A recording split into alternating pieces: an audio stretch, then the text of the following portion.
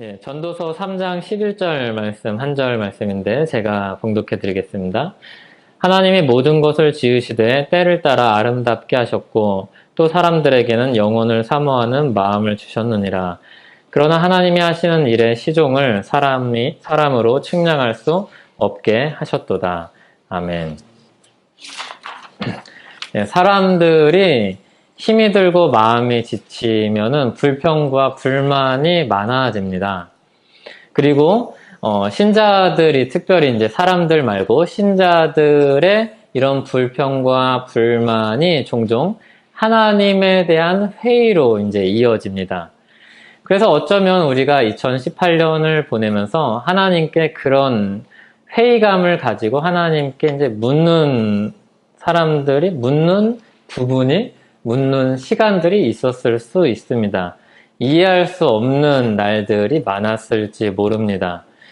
하나님이 왜 나에게 이런 시기를 지나가게 하셨는가? 하나님이 왜 이런 시련을 경험하게 하셨는가? 오늘 전도서 말씀을 보면 하나님이 일하시는 방식과 때에 대해서 이야기를 합니다. 그리고 굉장히 당당하게 모른다 하고 이야기를 합니다. 그래서 언뜻 이 전도서를 보면 굉장히 열이 받습니다. 그리고 답답합니다. 성경인데 이렇게 분명한 생생한 복음, 그런 그리스도의 십자가 복음이라든지 이런 것과 달리 모호한 것 같고 자꾸 모른다고 그러고 나쁜 사람도 잘 된다고 그러고 그러니까 이게 답답하고 차라리 말을 하지 말지 그런 생각이 들 때가 있습니다. 예, 또 때로는 그런 말은 나도 하겠다 이런 생각이 들 때도 있습니다. 근데 이제 하나님의 이 전도서 말씀을 보면 좀 더 살펴보면 이 알 수 없는 인생을 사는 신자들에게 주시는 그런 가르침이 있습니다. 먼저 전도서 3장 1절에서 10절을 보면 사람의 관점에서 세상을 관찰하고 경험한 것을 토대로 이야기하는 내용입니다. 이게 우리를 제일 답답하게 하는 그런 전도서의 어투, 전형적인 어투인데 범사에 기한이 있고 천하만사에 다 때가 있나니 날 때가 있고 죽을 때가 있으며 심을 때가 있고 심은 것을 뽑을 때가 있으며 죽일 때가 있고 치료할 때가 있으며 헐 때가 있고 세울 때가 있으며 울 때가 있고 웃을 때가 있으며 슬퍼할 때가 있고 춤출 때가 있으며 돌을 던져버릴 때가 있고 돌을 거둘 때가 있으며 안을 때가 있고 안는 일을 멀리할 때가 있으며 찾을 때가 있고 잃을 때가 있으며 지킬 때가 있고 버릴 때가 있으며 찢을 때가 있고 꿰맬 때가 있으며 잠잠할 때가 있고 말할 때가 있으며 사랑할 때가 있고 미워할 때가 있으며 전쟁할 때가 있고 평화할 때가 있느니라. 일하는 자가 그의 수고로 말미암아 무슨 이익이 있으랴. 하나님이 인생들에게 노고를 주사 애쓰게 하신 것을 내가 보았노라. 그러니까 보았노라 하니까 관찰한 겁니다. 이런 사람도 있고 저런 사람도 있고 예. 빨간 거 좋아하는 사람도 있고 초록색 좋아하는 사람도 있고 그런 느낌이죠. 근데 세상을 보니까 이럴 때도 있고 저럴 때도 있습니다. 그래서 이게 언뜻 듣기에는 말장난 같고 궤변 같은데 사실은 우리 인생이 그렇죠. 이 사람을 주목해서 보면 이게 전부 같은데 저 사람을 주목해서 보면 그게 전부 같습니다. 그래서 이 기준으로 세상을 다 판단하려고 보고 이쪽을 돌아보면 그 기준으로 맞지 않는다는 것을 발견하게 됩니다.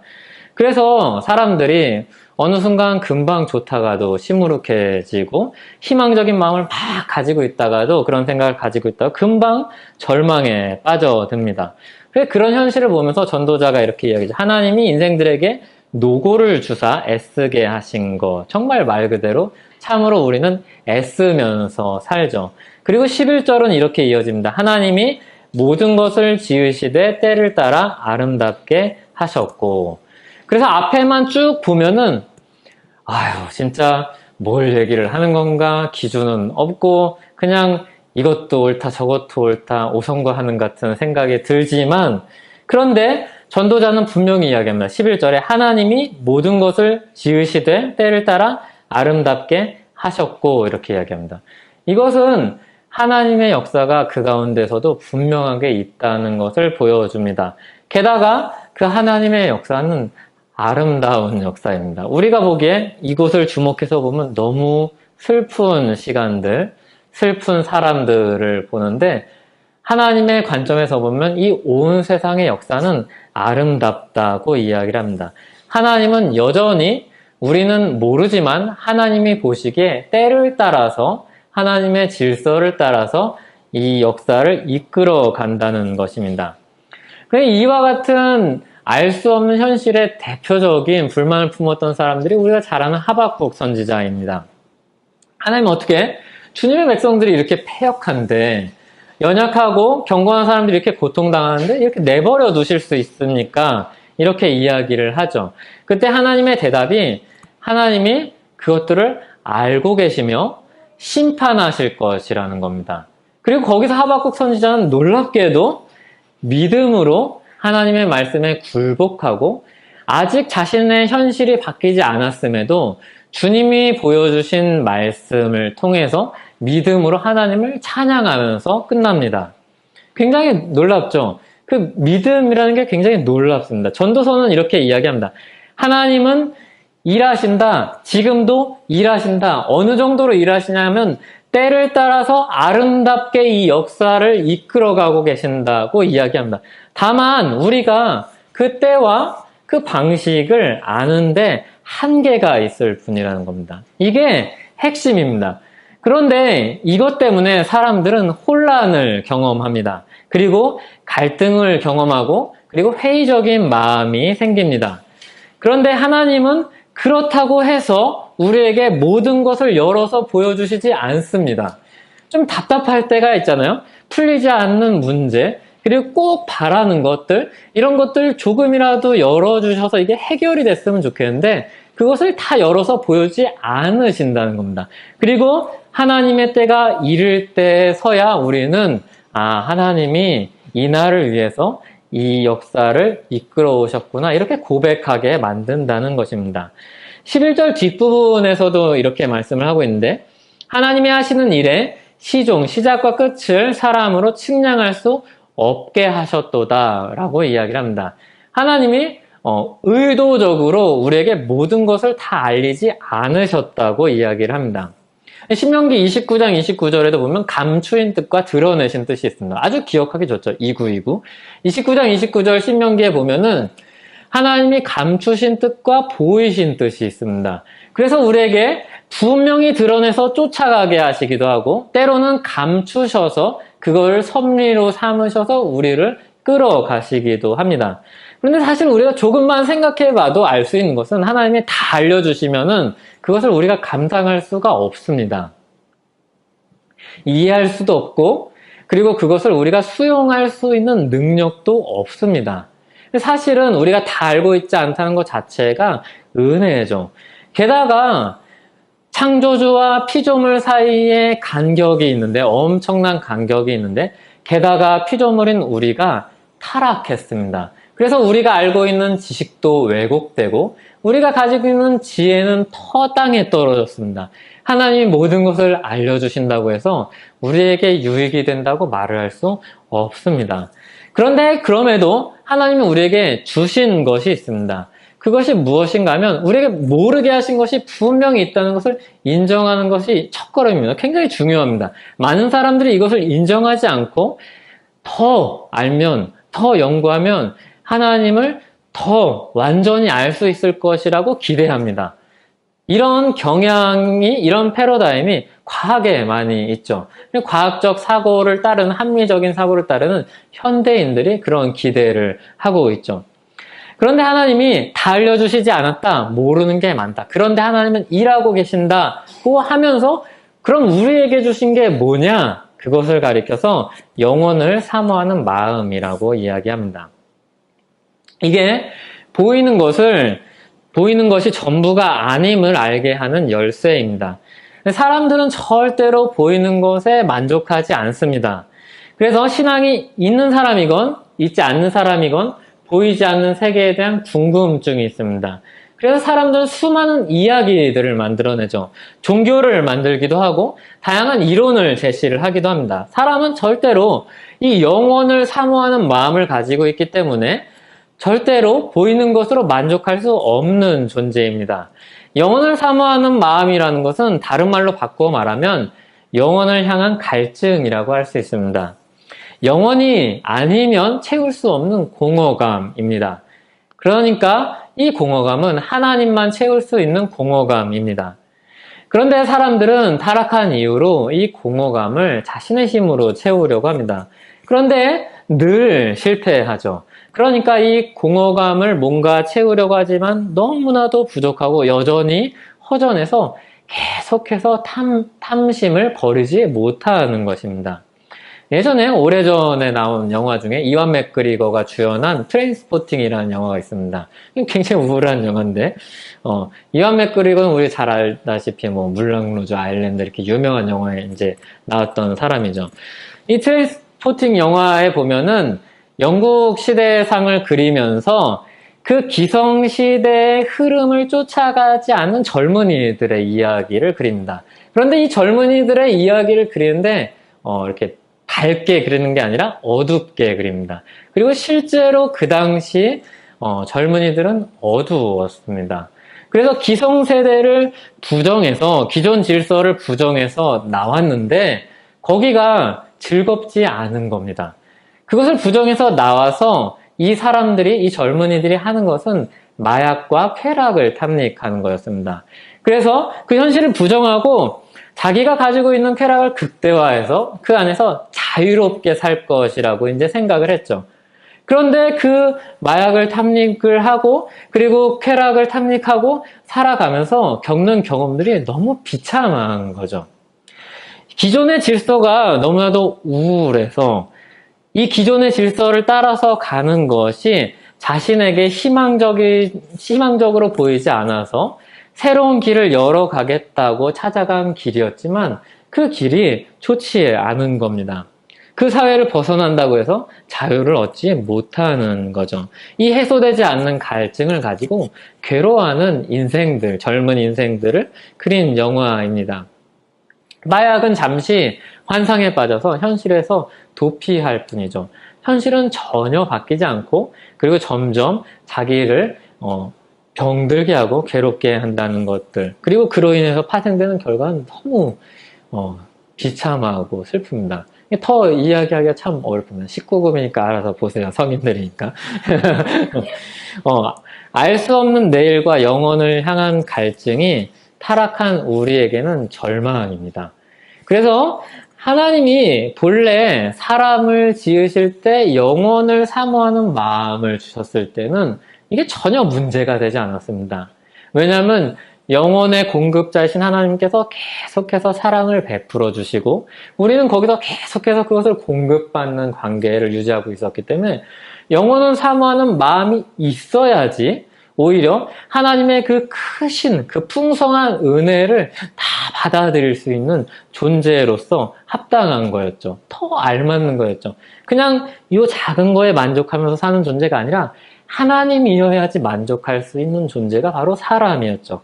그런데 에덴을 떠나기 전까지는 그렇게 아름답고 좋은 것이었지만 에덴에서 쫓겨난 다음에 이 하나님을 향한 갈망이 있지만 영혼을 사모하는 마음이 있지만 채울 수가 없는 겁니다.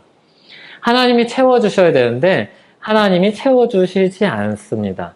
마치 율법이 타락한 인간을 정죄하듯이 영혼을 사모하는 마음이 에덴에서는 너무나도 좋은 것이었는데 타락한 인간을 지금은 너무나도 괴롭게 하는 것이 되었죠. 율법도 영혼을 사모하는 마음도 본래 타락하기 전까지는 부정적인 역할을 하고 있지 않았습니다. 그런데 이게 타락한 이후의 삶으로 들어오니까 모든 것이 부정적으로 바뀌어 버렸습니다. 만약에 타락하지 않았다면 주님의 법은 우리가 따라가야 될 가이드입니다. 행복한 삶을 살아가는 가이드입니다. 그래서 너도 나도 당연히 행복을 원하기 때문에 이 삶을 쫓아서 살아갔을 것입니다. 그래서 이 율법이 자기를 얽매이는 것이 아니라 내가 어디로 어떻게 살아가야 될지 알려주는 좋은 안내자였을 것입니다. 영혼을 사모하는 마음이 에덴에 있을 때만 해도 하나님을 계속해서 바라고 하나님을 사랑하고 하나님이 언제 또 나에게 은혜를 주실까? 어떤 은혜를 주실까? 기대하게 만드는 그런 기대감이었을 것입니다.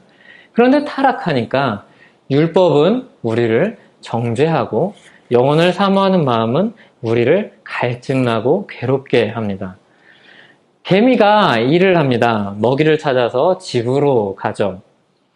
길게 열을 지어서 수백 마리의 개미가 짐을 옮깁니다. 먹이를 옮깁니다. 근데 막 폭풍이 붑니다. 그래서 개미가 막 날아가고 막 먹이가 사라지고 그런다. 슬프죠. 그런데 이제 개미가 다시 사람들을 모은대요. 개미들을 모아가지고 줄을 지어서 먹이를 이제 가져갑니다. 근데 또 폭풍이 붑니다. 왜 그러는지 알 수가 없습니다. 너무 괴로운데 계속해서 우리 인생으로 따지면 너무 막 그런 천재지변이 막 있는 거죠. 그런데 알고 보니까 이 폭풍은 한 아이의 장난입니다. 아이가 후 불고 그리고 후 불고. 근데 이 폭풍이 언제 끝나냐? 엄마한테 잡혀갈 때 폭풍이 끝납니다. 그러니까 이게 개미의 시야에서 볼 때는 그냥 괴로운 삶만 있습니다. 그런데 아이의 인생에서 보면, 그리고 엄마의 관점에서 보면 더 크게 볼 수 있는 그런 안목을 열어주죠. 우리 인생이 개미와 같죠, 어떻게 보면. 우리 너머에 계신 하나님의 역사는 우리가 알지 못합니다. 다만 우리에게 희망적인 것은 하나님은 이 아이와 같지 않다는 것입니다. 하나님은 우리를 극진히 사랑하시는 아버지이시라는 겁니다. 그래서 우리는 우리의 지혜로는 잘 모르겠는데 왜 이런 어려운 시절을 보내야 되는지, 내가 왜 이런 힘든 경험을 해야 되는지, 왜 내가 이런 길을 가야 되는지 모르지만 전도자는 이야기하는 겁니다. 하나님이 때를 따라 아름답게 하셨고 우리 가운데 영혼을 사모하는 마음을 주셨다는 겁니다. 하나님은 때를 따라 여전히 우리를 사랑하셔서 아름다운 길로 이끌어가고 계시고 우리 안에 영혼을 사모하는 마음을 주셔서 하나님을 발견하게 하신다는 겁니다. 다른 말로 주님의 역사가 아름답다는 것은 심히 좋다는 겁니다. 창조 때 하나님이 심히 좋았던 그 역사를 여전히 이끌어가고 계신다는 겁니다. 우리 모두 하나님의 역사를 다 알 수 없습니다. 그런데 우리에게 분명히 계시한 바를 통해서 아는 바가 있습니다. 이것을 붙잡고 가는 것이 지혜입니다. 어떤 사람은 호기심으로 하나님이 알려주시지 않은 부분을 알고자 애씁니다. 그리고 스스로 멸망하죠. 그런데 하나님이 우리에게 분명히 알려주신 것을 잡고 가는 사람들은 늘 행복하고 그 길이 선한 길로 인도함을 받습니다. 그것은 바로 예수 그리스도가 이루신 역사이고 예수 그리스도를 통해서 우리에게 보여주신 역사입니다. 하나님의 때가 참에 구원자 우리 주 예수 그리스도를 우리에게 보내주십니다. 때를 따라 아름답게 하셨다고 그랬는데 그 때 중에 우리가 가장 확실히 알 수 있는 때는 예수 그리스도의 구속사와 관련된 때입니다. 갈라디아서 4장 4절 5절에 보면 때가 참에 하나님이 그 아들을 보내사 여자에게서 나게 하시고 율법 아래 나게 하신 것은 율법 아래 있는 자들을 속량하시고 우리로 아들의 명분을 얻게 하려 하심이라 이렇게 말씀합니다. 많은 사람들이 기다리고 언제 오시나 갈급해했죠. 그리고 하나님의 때가 찼을 때 분명히 약속하신 그리스도가 오셨고 하나님의 때가 됐을 때 그리스도께서 우리 죄를 대신하여서 십자가에서 죽으셨고 하나님의 때가 돼서 이 그리스도께서 다시 살아나셨고 하나님의 때가 돼서 주님의 교회가 성령을 통해서 시작되었고 하나님의 때가 돼서 사람들 수많은 복음의 증인들을 주셔서 우리에게 복음을 듣게 하셨습니다. 우리는 성경은 이 인생의 구비구비를 다 설명해 주지는 않습니다. 그런데 우리가 어디를 향해서 가는지 그리고 우리에게 베푸신 은혜가 무엇인지 너무나도 분명하게 알려주십니다. 하나님은 때를 따라 분명히 행하고 계십니다. 일하시고 역사하고 계십니다. 역사의 주권자이시고 하나님이 정하신 뜻을 변함없이 지금도 묵묵히 자기 뜻대로 정하신 때를 따라서 이루어 가십니다. 그 큰 역사 가운데 영혼을 사모하는 마음을 가진 우리가 그런 사람들이 복음을 듣죠. 영혼을 만나고 믿음을 가집니다. 그리고 그리스도 안에서 영혼 안에서 주님의 때를 바라보니까 세상이 달라지는 것이죠. 꽉 막힌 답답한 세상 같았는데 주님의 역사가 그 위에 있다는 것을 알게 됩니다. 그 누구보다도 큰 주권을 가진 하나님이라는 존재에 대한 자각이 생기는 것이죠. 하박국 선지자가 느낀 하나님에 대한 하나님의 말씀은 아마 이런 자각이었을 것입니다. 아, 내가 정말 작게 보고 있구나. 내가 아는 시간은 정말 짧구나. 하나님의 시간과 하나님의 그 지혜의 깊이와 넓이가 너무나도 크구나. 그동안 내가 알고 있던 것을 다 접어두고 믿음으로 주님이 약속하신 말씀을 따라서 믿음으로 주님을 찬송해야겠다는 마음이 이 밑에서부터 올라온 것입니다. 주님의 말씀을 믿고서 믿음으로 살게 됩니다. 그 믿음으로 산다는 것은 하루하루 그냥 막연한데 희뿌연한 인생을 그냥 간신히 더듬더듬어 사는 것과는 다릅니다. 적당히 넘기며 사는 것이 아니라 내일을 열어주시는 하나님에 대한 기대와 그리고 하나님께서 우리를 붙잡고 이끌어 가실 것이라는 그 인도하심에 대한 믿음을 가지고 살아가는 것입니다. 비슷해 보이는데 모르는 거는 비슷한데 내일 일을 모르는 거는 똑같은데 그 안에 있는 마음은 전혀 다른 것이죠. 어떤 사람은 절망이고 어떤 사람은 희망입니다. 어떤 사람은 슬픔이고 어떤 사람은 기대입니다. 그것이 우리에게 주신 하나님께서 주신 영혼을 사모하는 마음이요 예수 그리스도 안에서 우리에게 그것을 밝히 드러내신 계시의 말씀입니다. 내일을 열어주신 하나님을 향한 이 기대와 신뢰가 있는 사람들은 그 안에 그런 인식 속에 그런 자각 속에서 사는 사람들은 다르죠. 그래서 분명한 때와 그 역사, 주님의 역사를 바라보면서 사람들이 예수 그리스도의 복음으로 나옵니다. 그 예수 그리스도의 복음 안에서 교회로 모입니다. 그리고 예수 그리스도의 복음 안에서 교회로 모여서 주님을 예배하죠. 이 사람들이 감추인 날들에 대한 내 고민과 그리고 내 걱정들을 잠시 접어두고 주님을 바라보고 삽니다. 이럴 수도 있고 저럴 수도 있다는 모호하고 불확실한 불안이 아니라 모든 과정을 세세히 알지는 못하지만 그 모든 과정을 세세히 주관하고 계시는 하나님에 대한 신뢰로 위로를 얻고 힘을 얻고 일어섭니다. 성경은 내일에 대한 설명이나 예측을 해주지 않습니다. 노스트라다무스가 아니죠. 하지만 보다 분명한 것을 보여줍니다. 보다 분명한 하나님의 주권을 끊임없이 이야기해 줍니다. 이 세상을 하나님이 다스리고 계신다는 것을 계속해서 이야기해 줍니다. 우리가 잊고 있을 때에도, 우리가 착각에 빠져 있을 때에도, 우리가 절망에 빠져 있을 때에도, 우리가 회의하면서 방황할 때에도 성경은 하나님이 여전히 주관하고 계신다는 것을 우리에게 보여줍니다. 그 역사를 우리에게 들려주죠. 이 영혼을 사모하는 마음이 예수 그리스도 밖에 있을 때는 아주 비참한 괴로움이었는데 예수 그리스도 안에 들어갈 때는 희망과 기대요, 주님이 때를 따라 역사하시는 그 날들에 대한 바람으로 이어집니다. 하나님이 그리고 그리스도 안에 있는 사람들을 영혼을 향한 그 갈증을 채워주십니다. 굉장히 비슷해 보이는데 밥 먹고 살고 그리고 물 마시고 이러고 사는데 영혼을 채워주시는 하나님의 그 역사가 있다는 것은 너무나도 큰 차이가 있습니다. 박항서 감독이 이끄는 베트남 축구팀의 연승 행진이 온 세계를 놀라게 합니다. 저도 참 그것을 보면서 신기합니다. 야, 한 사람의 역량이 이렇게 사람들을 변화시킬 수 있는 건가 싶습니다. 굉장히 오랜 시간 동안 축구를 했을 것이고 나름의 역사도 있을 것인데 이 한 사람이 들어갔다고 해서 이렇게 달라질 수 있는가? 우리는 이미 히딩크 때 경험했죠. 놀라운 경험했죠. 그러면 한 사람이 가지고 있는 능력이 이 정도라면 하나님이 가지고 계신 능력은 이루 말할 수 없는 것입니다. 한 사람이 그 사람의 잠재력을 다 이끌어냈다면 그 영혼을 다 충족시켜 준다면 하나님이 채워주시는 것은 훨씬 더 크다는 것이죠. 하나님이 우리 한 사람 한 사람을 복음의 증인으로 교회를 위한 선발로 뽑았습니다. 선발이요. 이렇게 뭐 2군 아니고 선발이요. 선발로 뽑으셨습니다. 이유를 잘 모르겠죠. 아, 왜 나를 선발로 뽑으셨을까? 하나님이 뭐에 쓰시려고 나 같은 사람 이런 생각을 들 때가 참 많죠.